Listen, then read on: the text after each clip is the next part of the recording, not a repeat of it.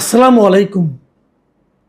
প্রিয় দর্শক, তুফাইল আহমেদ মারা গেছেন একদিন হলো এবং ওনার মৃত্যুকে কেন্দ্র করে ওনার মৃত্যুর পরে যা যা ঘটনা ঘটছে এগুলো আমি সবিস্ময়ে খেয়াল করছি এবং আমার মাঝে মাঝে মনে হচ্ছে আমাদের সমাজটা আসলে কোন দিকে যাচ্ছে।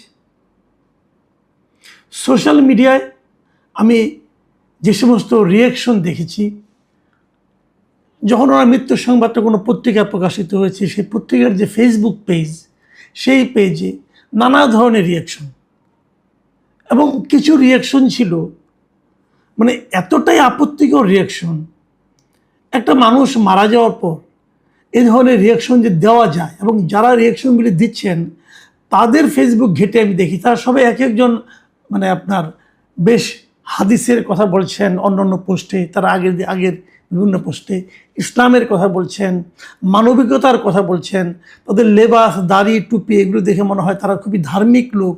কিন্তু আমি বুঝতে পারলাম না যে একজন মুসলমান মারা যাওয়ার পর তারা এ ধরনের মন্তব্য কি করে করতে পারলেন।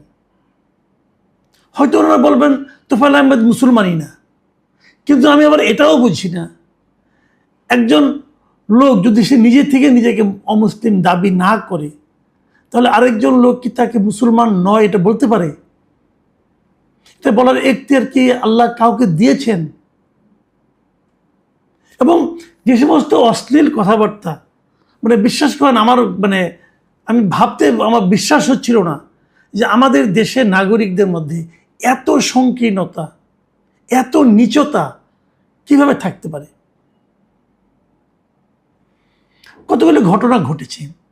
প্রথম জানাজাটা হয়েছে ধানমন্ডির তাকওয়া মসজিদের এখানে আবার দেখেছি যে উনি মারা যাওয়ার পর ওখানে আবার কেউ কেউ জয় বাংলা স্লোগান দিয়েছেন। দিতে পারেন এই কারণে আমি মনে করি যেটা তোফায়েল আহমেদের রাজনীতিটা কী ছিল। তোফায়েল আহমেদের রাজনীতি কিন্তু ছিল জয় বাংলারই রাজনীতি। আর তাছাড়া জয় বাংলাতে কোনো নিষিদ্ধ স্লোগান নয়। জয় বাংলা কি এমন স্লোগান যা দিলে আপনার ওজন নষ্ট হয়ে যাবে? তো যদি কেউ জয় বাংলা বলেন তো তাতে ক্ষিপ্ত হওয়ার কি আছে, তাতে রাগান্বিত হওয়ার কি আছে? আপনি আপনার দলের স্লোগানটা দেন।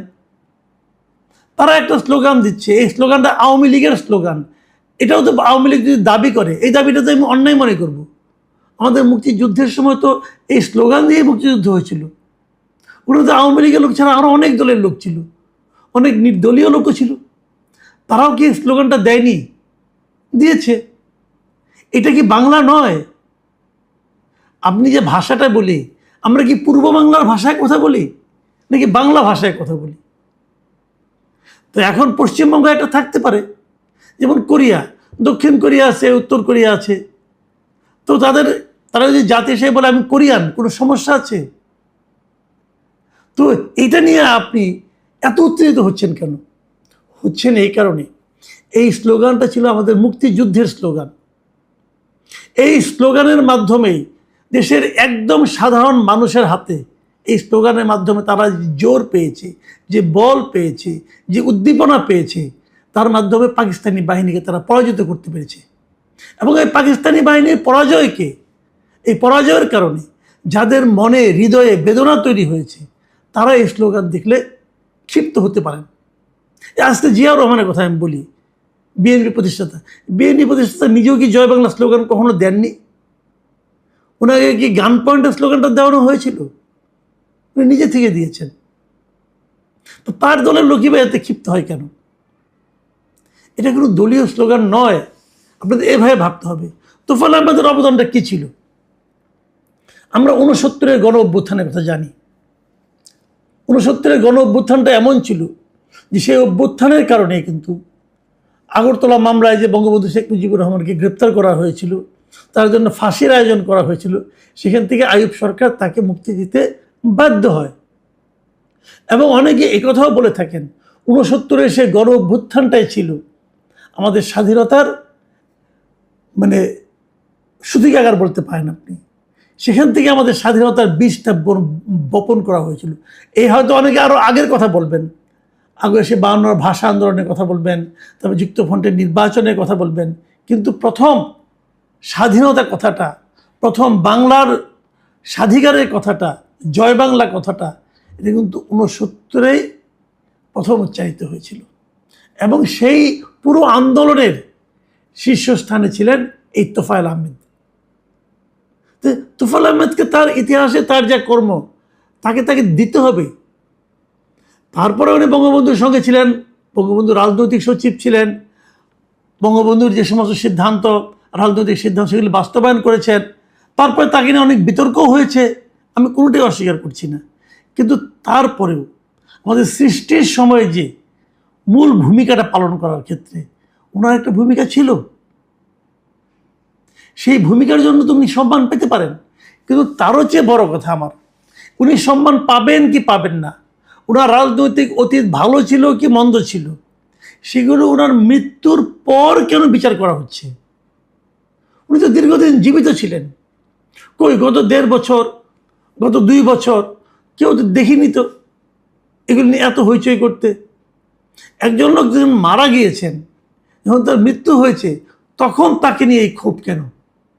উনি তো আর আপনাকে ক্ষতি করতে আসবেন না ভাই, উনি তো চলে গেছেন। আমি একটা জিনিস বুঝি না, এই যে মৃত্যুর পর মানুষকে নিয়ে, আপনি একটা মানুষকে যখন জীবিত ছিলেন তখন তার সাথে আপনার মতাদর্শগত বিরোধ থাকতেই পারে, কোনো সমস্যা নেই, কিন্তু একজন মানুষ যখন মারা যায় তাকে সম্মান দেওয়াটা কিন্তু একটা এই সভ্যতার, মানব সভ্যতার একটা মৌলিক মানদণ্ড। এই মানদণ্ড যখন আপনি লঙ্ঘন করেন তখন আপনার মনুষ্যত্ব নিয়ে কিন্তু প্রশ্ন ওঠে। যে মানুষটা নিজে আপনার তার পক্ষ, আপনি তাকে বিরুদ্ধে যা যা বলছেন তার বিরুদ্ধে তার একটা বক্তব্য থাকতে পারে, সেই বক্তব্য দেওয়ার মতো অবস্থায় কি তিনি আছেন? তিনি তো মারা গেছেন। তো আপনি এমন একজন লোককে নিয়ে কথা বলছেন, এমন একজন লোককে নিয়ে এমন সব কথা বলছেন যেসব কথা জবাব দেওয়ার অবস্থায় উনি নেই, তাহলে বলবেন কেন? তার বিচার করার দায়িত্ব, মৃত মানুষের বিচারের দায়িত্ব আপনার না। জীবিত মানুষ থাকতে তার বিচার করতেন, তার বিরুদ্ধে মামলা করতেন। উনি তো দীর্ঘদিন ধরে অসুস্থ ছিলেন, তাহলে তখন ওনার বিরুদ্ধে কোনো কথা বললেন না, ওনাকে মামলা করলেন না, ওনার অপরাধের শাস্তি হলো না। মৃত্যুর পর তার বিরুদ্ধে উঠে পড়ে লেগেছেন কেন? আপনি যে উঠে পড়ে লেগেছেন এর মাধ্যমে উনি কোনো শাস্তি পাবেন? এখন তো উনি আর আপনার আমার আয়ত্তের মধ্যে নাই। তাহলে আপনি কেন, মানে যে এখন যদি ওনার কোনো শাস্তি হয় সেটা আল্লাহ দিবেন, তা আল্লাহর দায়িত্বটা আপনি নিয়ে নিচ্ছেন কেন? আপনি কি আল্লাহর প্রতিনিধি ভাই? এগুলি কেমন কথা? আমি একটা জিনিস বুঝি না, অনেকে মানে ওনাকে বলছেন যে ওনাকে কবর দেওয়া হলে জয় বাংলা বলে কবর দিতে হবে, আরেকজন ওনাকে বলছেন যে যাও এই সমস্ত মানে বিধর্মীদের মৃত্যুর পর যে সমস্ত কথা বলতে হয় সে সমস্ত কথা অনেকে বলছেন। এই যে হা রিয়েক্ট দিচ্ছেন, এই যে দিচ্ছেন, এটা যদি আপনি প্রকৃত মুসলমান হন তাহলে তো আপনি এটা করতে পারেন। আপনাদের একটা ঘটনা, এটা সবাই জানেন, তবু আরেককে বলি, এটা বহু হাদিসে এই জিনিসটা কিন্তু আছে, যে একবার একজন ইহুদির লাশ নিয়ে যাচ্ছিল, মানে বহন করে নিয়ে যাচ্ছিল, তখন হযরত মুহাম্মদ সাল্লাল্লাহু আলাইহি ওয়াসাল্লাম সেখানে ছিলেন, বসেছিলেন, সাহাবীদের নিয়ে কথা বলছিলেন। তিনি ওই যাওয়ারটা দেখে উনি দাঁড়িয়ে যান। তখন সাহাবীরা তাকে বলেন, তিনি তো একজন ইহুদি, আপনি দাঁড়িয়ে গেলেন কেন? আমাদের হযরত মুহাম্মদ সাল্লাল্লাহু আলাইহি ওয়াসাল্লাম, আমাদের নবী করিম সাল্লাল্লাহু আলাইহি ওয়াসাল্লাম উনি কী বলেছিলেন জানেন? তিনি বলেছিলেন, সে কি একজন মানুষ ছিল না? ভাবুন, আপনারা ভাবুন জিনিসটা, আপনারা কি করছেন? আপনারা নিজেদেরকে দাবি করছেন যে আপনারা এই নবীর উম্মত, আর আপনাদের আচরণ হচ্ছে কুৎসিত আচরণ।